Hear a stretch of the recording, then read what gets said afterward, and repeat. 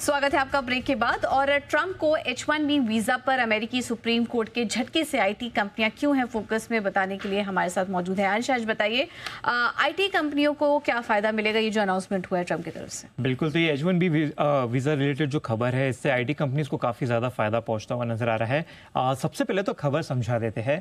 US federal court ने ये जो नए H-1B वीजा पर जो प्रपोज था $1 लाख की फीस, इसे गैर कानूनी सीधे करार कर दिया है।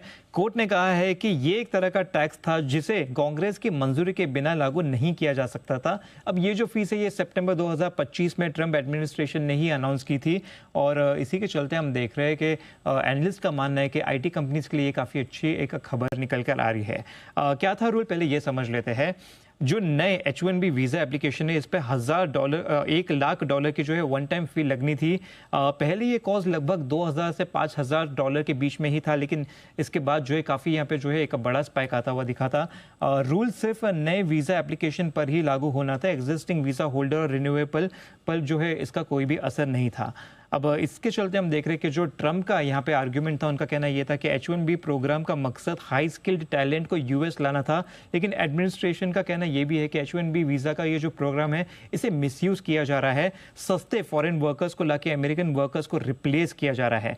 लेकिन खैर, अब हम देखें तो इंडियन कंपनीज के लिए काफ़ी एक अच्छी खबर है, क्योंकि ऑनसेट हायरिंग कॉस्ट जो है वो बढ़ने का खतरा अब कम होता हुआ दिख रहा है। यूएस प्रोजेक्ट में जो डिसरप्शन का रिस्क था, वो भी कम होता हुआ दिख रहा है। वर्कफोर्स डिप्लॉयमेंट में फ्लेक्सिबिलिटी भी बनी रहेगी और TCS, इन्फोसिस, विप्रो, टेक महिंद्रा जैसे कंपनीज को काफी यहाँ पे राहत मिलती हुई नजर आ सकती है, क्योंकि इनके एक्सपोजर की बात करें तो विप्रो, TCS, इन्फोसिस में 30 से 40% का जो है H-1B वीजा के थ्रू जो है एक्सपोजर है।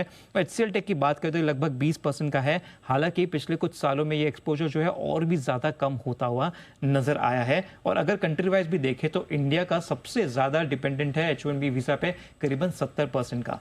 बॉटम लाइन यहाँ पे ये निकल के आ रही है कि कोर्ट के फैसले से इंडियन आईटी कंपनीज के लिए एक बड़ी अनसर्टेनिटी जो थी वो खत्म होती हुई नजर आ रही है। बिल्कुल, तो आईटी कंपनियों के लिए एक बड़ी यहाँ पर चिंता की बात होने वाली थी, लेकिन अब वो थोड़ी कम होते हुए नजर आ रही है और एक बड़ा फैसला यहाँ पर यूएस की तरफ से, इससे आईटी कंपनियों को फायदा होगा। हालांकि हम देख रहे हैं कि आज इतना